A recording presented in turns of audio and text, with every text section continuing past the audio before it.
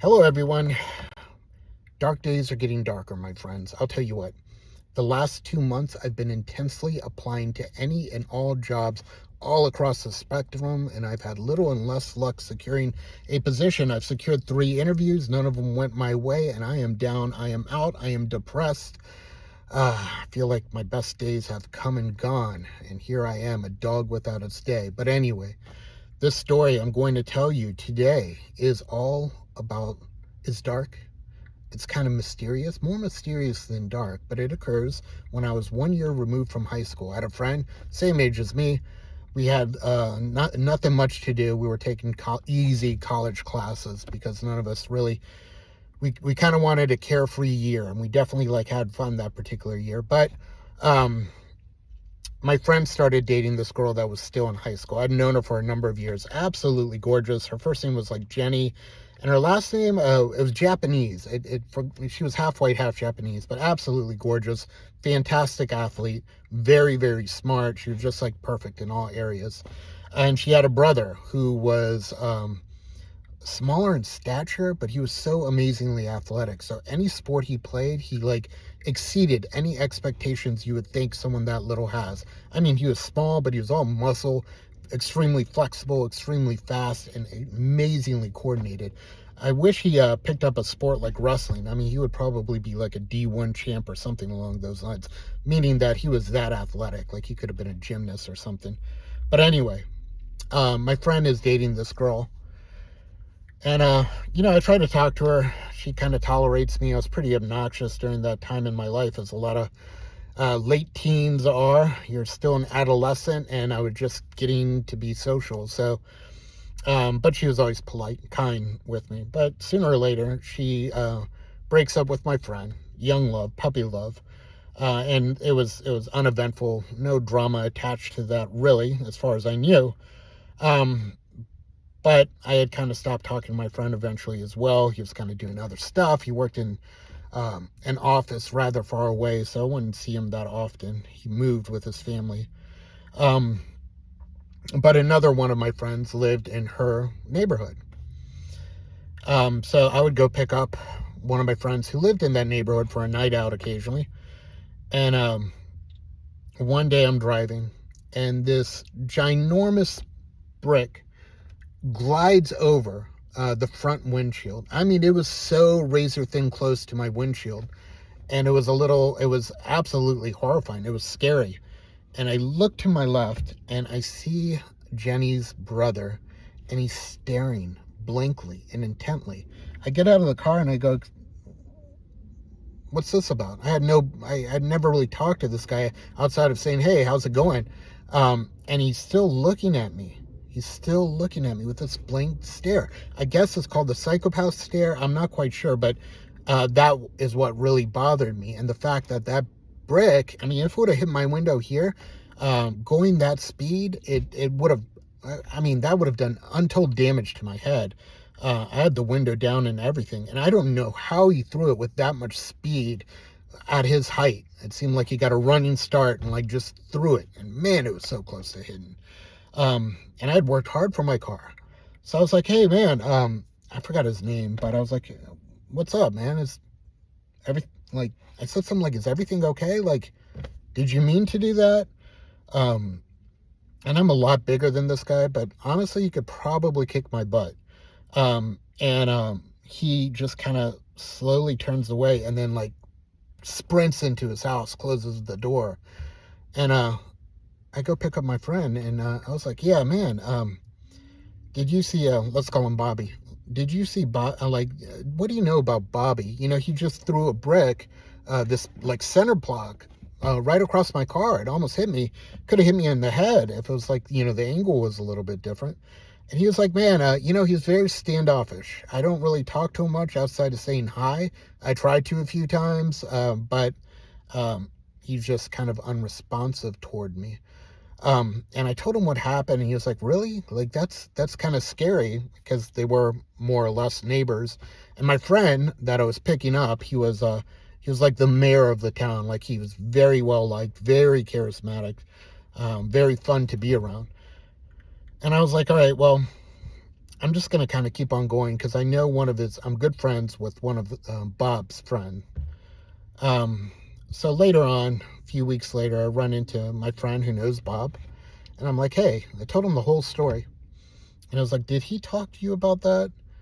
And he was like, yeah. He thought you were a guy who his girlfriend cheated with, and I was there to harass him. Um, I called bullshit to my friend. I was like, really, did you believe him when he said that to you? And he was like, I don't know. It sounded really weird. And the car I drove with particular stickers on it was very recognizable. On top of that, although I'm like not unique in all ways, but my look's fairly unique. My silhouette, I've got a pointed nose, I have long black hair. It's not too many people look ethnic. I'm ethnic. And I was like, yeah, I don't believe that at all. And he was like, all right, well, I'm going to probably hang out with him in a couple weeks, him or his sister. I'll see if I could get more information from you. And I go back and talk to him again, my friend, and he was like, yeah, I'm not getting any further clarification. I would just stay away from that guy because he's again kind of reiterated that he's standoffish and a little rigid around certain people.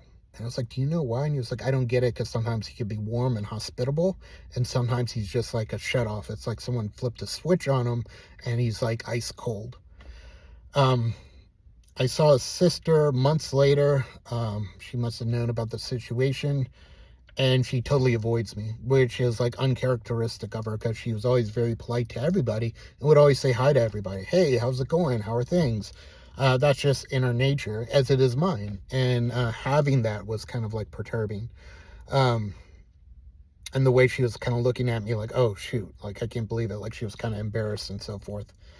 Anyway, I did my due diligence as far as keeping touch with a lot of my friends who have an online presence via Facebook, Instagram, so on, etc. And I have noted that neither Jenny or Bob are online on social media whatsoever. I have a few friends that I asked about just for shits and giggles later on, like, hey, you ever find out like what happened, like whatever happened to them? And nobody has any information. They both cut themselves off. And I wonder, well, what happened to the guy? Was he, just some kind of lost soul that was able to find himself and do A-okay? I mean, he was smart enough to have a great job. He's basically perfect. Likewise for his sister. I mean, they were just two perfectly made humans. I imagine so. I actually kind of hope so. But the other part of me thinks that maybe something turned out really, really wrong with him. And perhaps they're offline because of that. There's something potentially bad that he did. And the only way I can go back to that is just through the interviews I've talked with people that have known him, the way they describe him sometimes, like he's almost two different people, and what occurred with me, and how he was looking at me, how he was non-responsive, how he reacted so very oddly. A stare, a slow turn, and a sprint back to his house.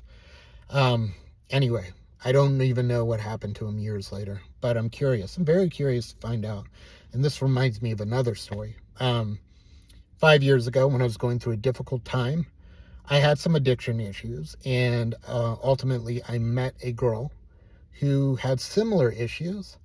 You know it as soon as you meet them. You know exactly what's going on with them. And what's interesting is, unless you're one of them, you don't know. It's just almost like it's like a magnet. You can tell. It's just the way you carry yourself when you're having problems like that. You're kind of like desperate. You're extremely vulnerable. And you can see how people really take advantage of people that are going through rough times. But we could tell. We had that in common. We got to talking. And let me tell you something. This girl was a bombshell. I didn't even think about dating her or anything like that. She had done numerous fitness competitions. She had a beautiful body, beautiful face. A little aggressive with her attitude, but I think maybe that was tied into her addiction issues. But we became close. And slowly but surely, we decided to date. And we did. And it was intense and it was nice. And I really had feelings for. And I think she definitely did for me as well. But honestly, I think her addiction pulled her to places that were a little bit more dangerous than what I'm accustomed to. And what she was addicted to was heck of a lot more dangerous than what I was addicted to. I mean, apples and oranges, man. We kind of became disconnected. She wrote me a nasty text message about how I kind of turned my back on her, which really wasn't the case. I gave her a call. We had talked, and she became more and more distant after that time, even though I would like to think we kind of ended it on a good note. And surely, because of all the conversations we had and that relationship we built, I felt very confident and happy to message her. She had 2 phone numbers on either of them, because we would check in on each other, wish each other happy holidays, so on, etc. Suddenly, both of those lines disappear. I never hear from her again. She does not have an online presence because she had been arrested multiple times.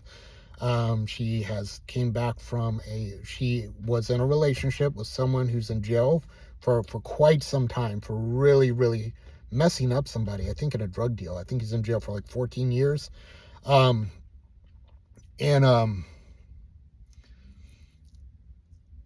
she would go get these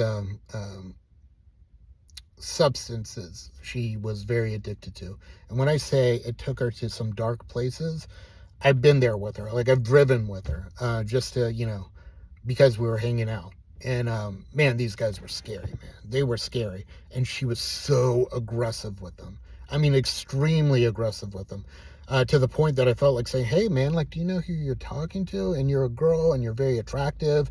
These guys are scum. These guys are, feeding off your pain.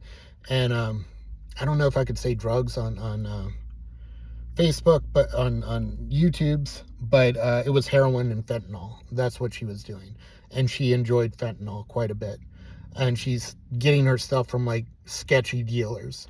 And she's going to sketchy places, and really it was just overwhelming and it was scary. I don't know how she like mustered that bravery. But she did.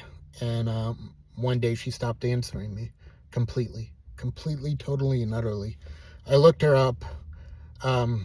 Maybe I was spelling her last name wrong. Maybe I didn't have her proper name because she was very much on the run. But I never heard from her again. I've never heard from her again. And I've searched and I've tried. And the few people within our circle of addicts that knew her, I've never seen or heard from her again. So I wonder what transpired. I have a feeling that she had passed away, probably because of an OD.